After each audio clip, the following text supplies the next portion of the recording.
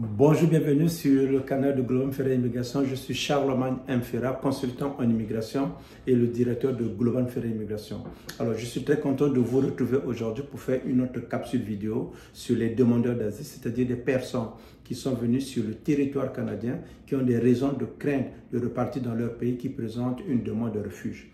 Alors, nous avons reçu beaucoup de questions concernant le processus de demande d'asile que j'aimerais partager avec vous, apporter quelques lumières pour que ça puisse vous clarifier, vous édifier et surtout vous orienter dans votre processus de demande d'asile au Canada. Alors, avant d'aller dans le vif du sujet, j'aimerais vous recommander de vous abonner à notre canal YouTube, de cliquer sur la cloche de notification. Comme cela, si jamais on met de nouvelles vidéos en ligne, vous serez parmi les premières personnes qui peuvent avoir accès à ces vidéos. Et si jamais vous avez des amis, les membres de la famille, qui soient au Canada ou bien qui soient dans votre pays, ou bien ce sont des personnes qui veulent venir au Canada, ou bien encore ils se trouvent déjà au Canada, ils sont dans un processus soit d'immigration ou bien le processus de demande d'asile, ou bien leur demande d'asile a été déboutée. Si ces personnes ont besoin qu'on puisse les accompagner, vous avez nos coordonnées juste en bas de cette vidéo, ou bien à la fin de la vidéo, vous pouvez nous contacter, il nous fera plaisir de vous donner l'heure juste par rapport à leur projet d'immigration ou bien par rapport à leur demande qui est déjà dans le système de l'immigration du Canada. Alors, parlons des demandeurs d'asile. Nous avons déjà fait beaucoup de vidéos qui expliquent ce qu'est un demandeur d'asile. Premièrement, toute personne qui pense que s'il repart dans son pays, sa vie est en danger, cette personne est autorisée à demander l'asile au Canada. Demander l'asile au Canada ne veut pas dire que votre demande d'asile a été accueillie. C'est un processus qui commence par présenter une demande de refuge parce qu'on a des raisons valables qui font qu'on ne peut pas repartir dans notre pays. Alors, pour demander l'asile au Canada, vous devez être sur le territoire canadien. Soit vous avez un visa visiteur, vous êtes arrivé au Canada, que vous avez présenté votre demande d'asile au Canada, soit vous avez un frère, un membre de votre famille qui se trouve au Canada, vous êtes venu par la frontière avec les États-Unis, vous présentez une demande d'asile au Canada. Alors, beaucoup de personnes nous posent des questions. Si jamais je présente une demande de refuge au Canada, est-ce que je peux travailler? Est-ce que je peux étudier? Est-ce que je peux demeurer au Canada? Est-ce qu'une fois que ma demande a été accueillie, les membres de la famille peuvent venir? Est-ce que je peux voyager? Alors, j'aimerais apporter quelques lumières, apporter quelques explications à ces questions pour que ça soit clair pour vous, que ça soit clair pour les gens qui viennent demander ou bien qui sont au Canada pour des circonstances qui leur sont particulières. Ces personnes présentent une demande de refuge. Alors, quand vous arrivez au Canada et que vous avez présenté une demande de refuge au Canada, c'est le début de votre processus de demande d'asile. Alors, ça prend un certain délai pour passer en audience parce que si vous avez présenté une demande d'asile, vous devez passer en audience après un certain temps. C'est là où vous devez convaincre le tribunal que vous craignez avec raison de repartir dans votre pays. Dans le cas de Global Ferrer Immigration, nous accompagnons nos clients du début jusqu'à la fin de votre processus de demande d'asile au Canada. Nous sommes avec vous à l'audience, nous vous représentons, nous vous conseillons et nous vous guidons tout le long de ce processus. Une personne qui a présenté une demande d'asile au Canada pourra demander un permis de travail qui va lui permettre de travailler au Canada pendant qu'il attend sa date d'audience. Il peut travailler. Parfois, il arrive même que si même la demande d'asile a été acceptée ou bien a été déboutée, cette personne peut toujours demander un permis de travail qui va lui permettre de travailler. Seulement dans ce cas, si la demande d'asile a été accueillie, le permis de travail, les frais du gouvernement, c'est 0 $, c'est gratuit pour la personne, mais vous payez les frais du spécialiste qui va vous faire la demande de permis de travail. Si jamais la demande d'asile a été déboutée, c'est-à-dire qu'elle a été refusée, si vous voulez prolonger ou bien refaire une demande de permis de travail, vous allez payer les frais du gouvernement qui sont de 155 $ plus les frais du spécialiste qui va vous accompagner.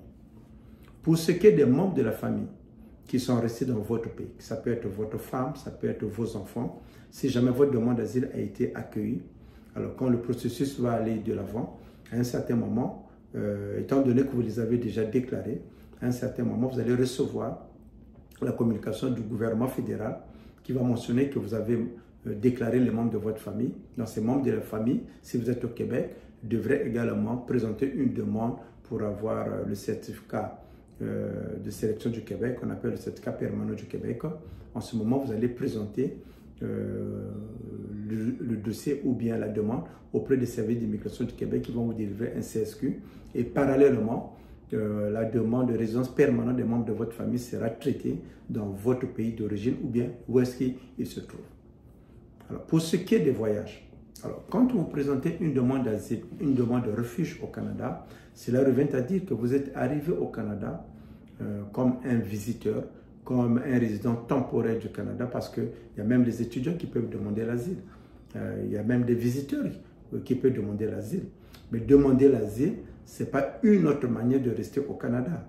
On présente une demande d'asile si on pense que nous avons des raisons valables qui font que si jamais je repars dans mon pays, ma vie sera en danger. C'est dans ce sens-là qu'on peut demander l'asile. Mais on ne va pas demander l'asile parce qu'on veut juste rester au Canada. On ne va pas demander l'asile parce que le Canada, on l'aime ou bien le Canada m'intéresse. Non, ce n'est pas ça. On présente une demande d'asile si nous pensions que nous avons des raisons valables, que si jamais je repars au pays, j'ai une crainte que je peux démontrer que ma vie sera en danger. Donc, une fois que vous avez présenté la demande d'asile au Canada, vous allez avoir une mesure de renvoi qui est conditionnelle à votre demande d'audience et votre audience. C'est-à-dire que si jamais votre demande a été accueillie, la mesure de renvoi sera détruite.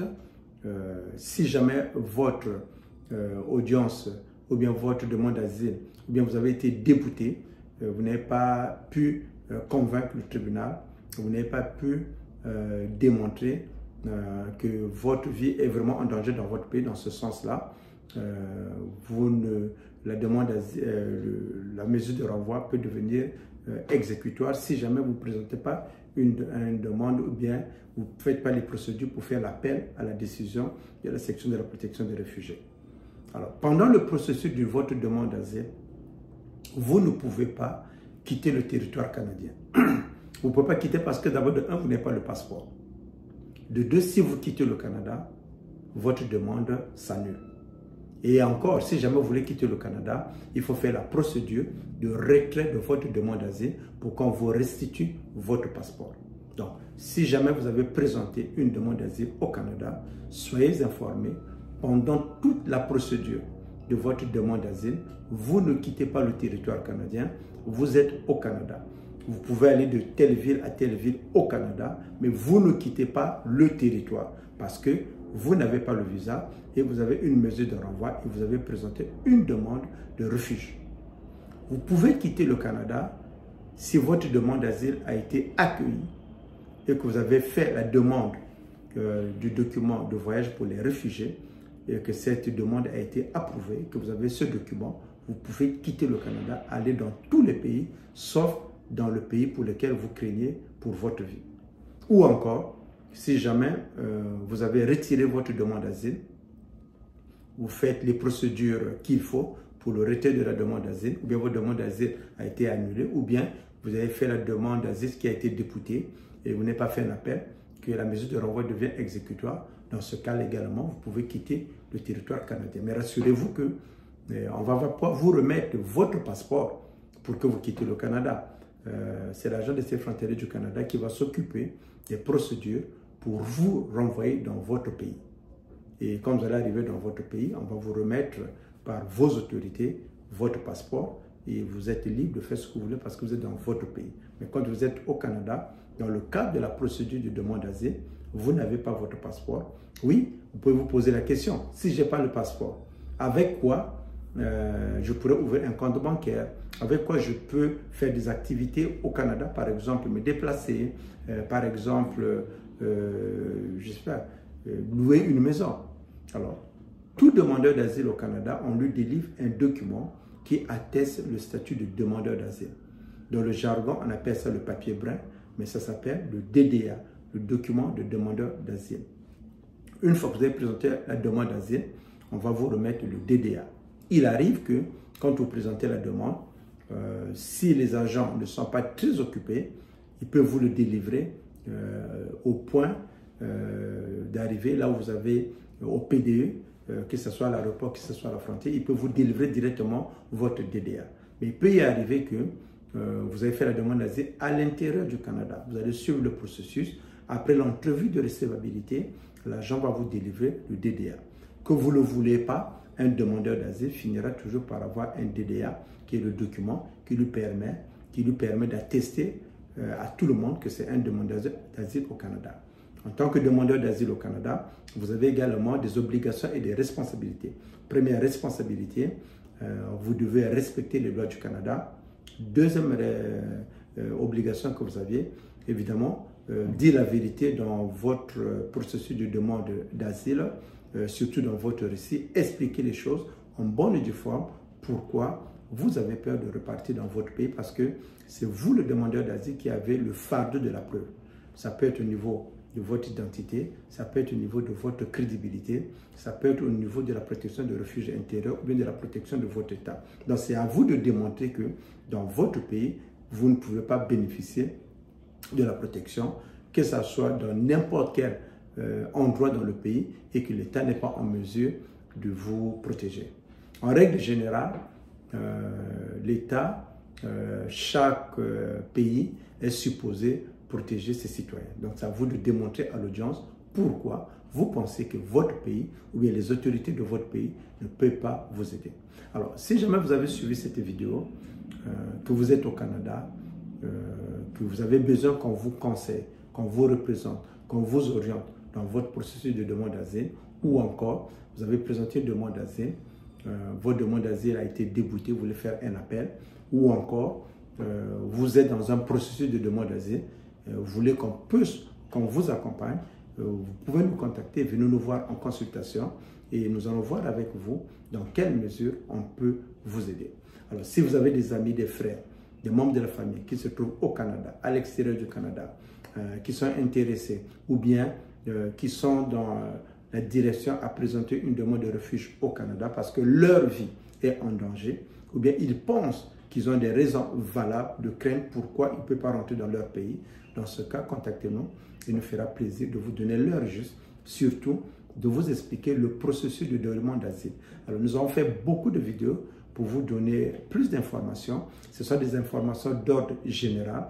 Si jamais vous voulez avoir des informations concrètement par rapport à votre situation, il est toujours recommandé de nous contacter ou bien de contacter un spécialiste ou de contacter un consultant en immigration qui est en mesure de vous consulter et de vous donner l'heure juste par rapport à votre demande d'asile au Canada. Si vous avez des membres de la famille qui sont dans d'autres projets pour venir au Canada, vous pouvez nous contacter. À part les demandes d'asile, on peut vous aider avec le parrainage, le visa visiteur, le permis d'études, le permis de travail, la prolongation, le rétablissement de statut. Nous sommes là pour vous aider et pour vous accompagner.